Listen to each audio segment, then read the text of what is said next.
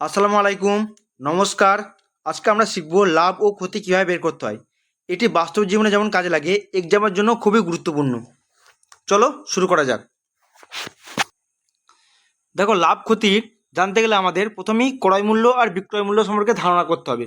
তো ক্রয় মূল্য কী আর বিক্রয় মূল্য কী? দেখো, ক্রয় মূল্যকে আমাদের ইংলিশে বলে কস্ট প্রাইস, এটাকে সংক্ষেপে বলা হয় আমাদের সিপি। আর বিক্রয় মূল্যকে আমাদের ইংলিশে বলা হয় সেলিং প্রাইস, এটা সংক্ষিপ্ত নাম হচ্ছে আমাদের এসপি। তার মানে কি, সিপি হচ্ছে আমাদের কস্ট প্রাইস মানে ক্রয় মূল্য, আর হচ্ছে এসপি মানে হচ্ছে সেলিং প্রাইস বা বিক্রয় মূল্য। এবার দেখো, আমাদের ক্রয় মূল্য কী আর বিক্রয় মূল্য কী। ক্রয় মূল্য মানে হচ্ছে যেই দামে জিনিস আমাদের কেনা হয় সেটাকে ক্রয় মূল্য, মানে কোনো এক ব্যবসায়ী কোনো এক জায়গা থেকে কোনো জিনিস কিনে নিয়ে এসে অন্য এক জায়গায় বিক্রি করে। মানে দেখো, তোমাদের বাজারে নিশ্চয়ই দোকানদার আসে, তারা কি করে অন্য জায়গা থেকে জিনিস কিনে নিয়ে আসে, সেই জিনিসটা কি করে আবার তোমাদেরকে বিক্রি করে। ঠিক আছে, তার মানে কি, ও যেখান থেকে কিনে নিয়ে আসছে বা যেই দামে কিনে নিয়ে আসছে সেটা ও হচ্ছে ওর ক্রয় মূল্য, আর ও যেই দামে আমাদের জিনিস বিক্রি করছে সেটা হচ্ছে আমাদের বিক্রয় মূল্য। বোঝা গেল? এবার যদি আমাদের এসপি গ্রেটার দেন সিপি হয়, মানে এসপি যদি বড় হয়, এসপি মানে হচ্ছে বিক্রয় মূল্য যদি বড় হয় ক্রয় মূল্য থেকে, তখন কি হবে, আমাদের লাভ হবে। ঠিক আছে, কি হবে, লাভ হবে। তার মানে কি, যেই দামে জিনিস কিনে এনেছে তার থেকে যদি সে বেশি দামে বিক্রি করে তবে সে লাভ করতে পারবে। আর যদি আমাদের এসপি লেস দেন সিপি হয়ে যায়, মানে যেই দামে জিনিস কিনে এনেছে তার থেকে যদি কম দামে সে জিনিস বিক্রি করে, তখন হয়ে যাবে ক্ষতি। ঠিক আছে, তো লাভ কি ইংলিশে বলে প্রফিট,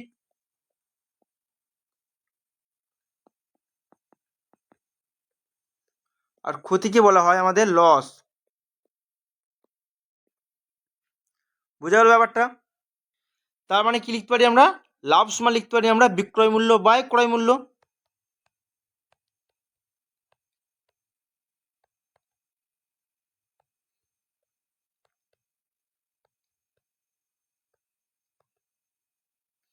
আর ক্ষতি সমান কি বলতে পারি আমরা, ক্রয় মূল্য মাইনাস বিক্রয় মূল্য।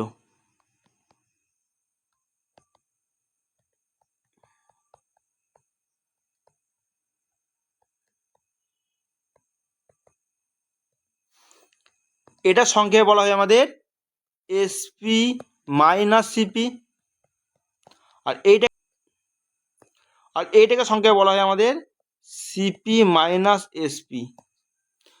ব্যাপারটা বোঝা গেল? এবার দেখো, যখন আমাদের কোনো কিছু লাভ বার করতে হবে, ঠিক আছে, লাভের শতকরা বা ক্ষতির শতকরা, তার মানে কি, কোনো কিছু লাভ বা ক্ষতির শতকরা বার করার নিয়ম হচ্ছে আমাদের, যদি বলা হয় যে কত পার্সেন্ট লাভ হয়েছে, ঠিক আছে, তখন কি করতে হবে, যেটা লাভ হয়েছে সেটা উপরে লিখতে হবে। এর আমাদের ক্রয় মূল্যটা সবসময় আমাদের নিচে বসবে, আর শতকরার জন্য গুণিত 100 আসবে।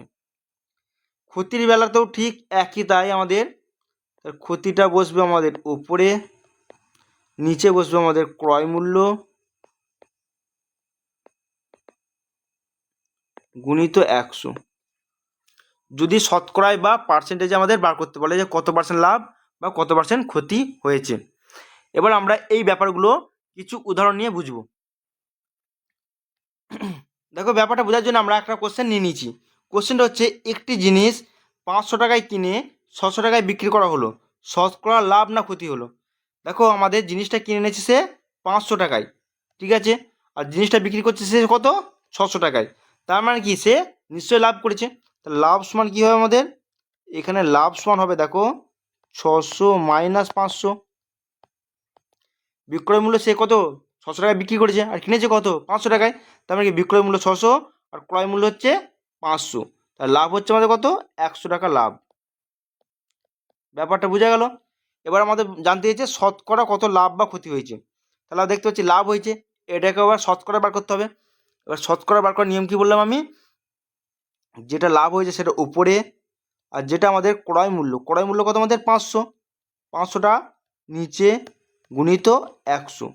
তাহলে এই দুটো শূন্যর সঙ্গে এই দুটো শূন্য আমাদের কেটে গেল, 5কে 100 কাটলে কত হচ্ছে আমাদের 20, তাহলে হচ্ছে 20% লাভ।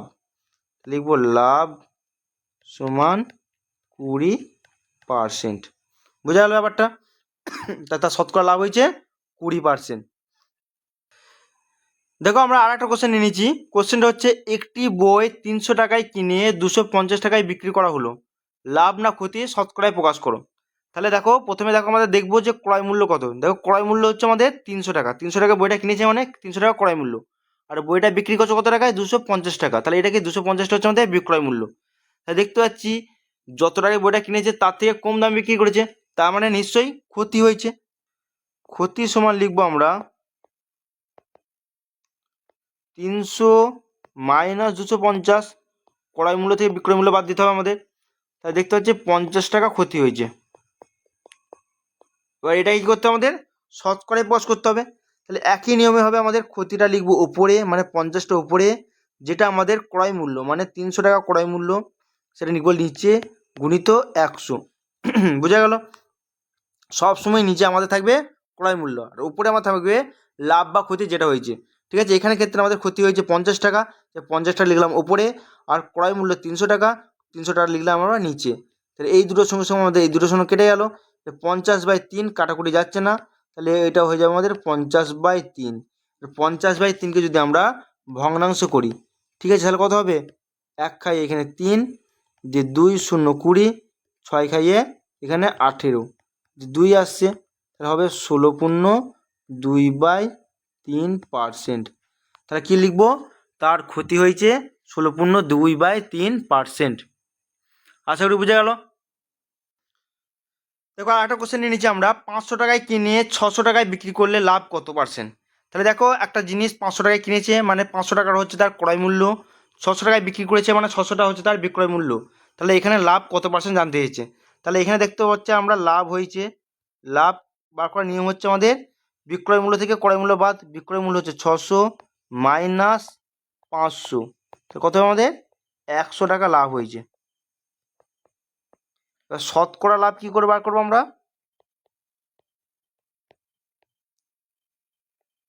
শতকরা লাভ বার করার নিয়ম হচ্ছে লাভ উপরে, আর আমাদের ক্রয় মূল্য হচ্ছে আমাদের 500, 500 টাকায় কিনেছিল, 500 টাকা নিচে, আর গুণিত 100।